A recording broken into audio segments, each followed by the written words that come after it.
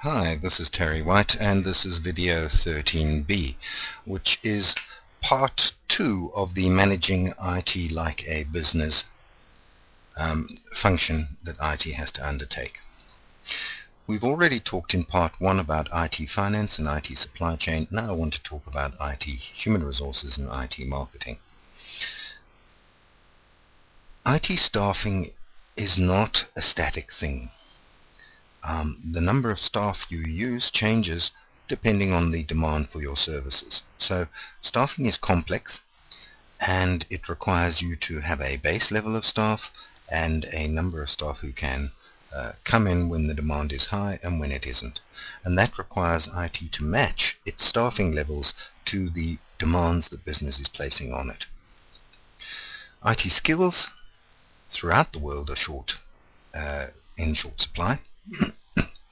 And the other thing about IT skills is that they degrade over time because technologies are continuing to develop, and somebody with old skills is unable to run the new technologies. Similarly, if you have very old technologies or legacy systems, getting hold of the skills needed to work when the entire skills base has moved beyond that point is also very difficult. So managing skills, POM means plan, organize, execute, and monitoring and measuring is an essential part of your business responsibilities. And then finally, IT people practice. This includes the entire gamut of IT performance management, its culture, staff satisfaction, organization, those sort of HR things that IT needs to do over and above its staffing, recruitment, and skills management. IT marketing is something that very few organizations seem to do.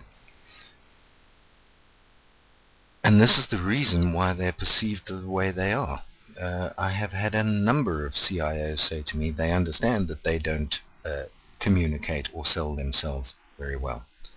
So who do you need to talk to? You have to understand that IT is talking to the business customers. That might be via help desk or marketing materials, but it is also talking to the business itself. And here's where the most planning and coherence needs to come into play. Because if you don't plan your marketing strategy to your business, your reputation and the trust within the business will be affected.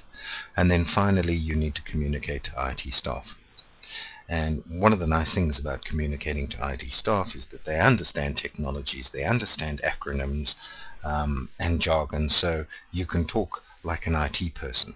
The other two elements of communication and marketing to business and customers, if you talk like an IT person, you've lost them already. Now I need to say this once again. I said it in the previous video and I'm saying it again.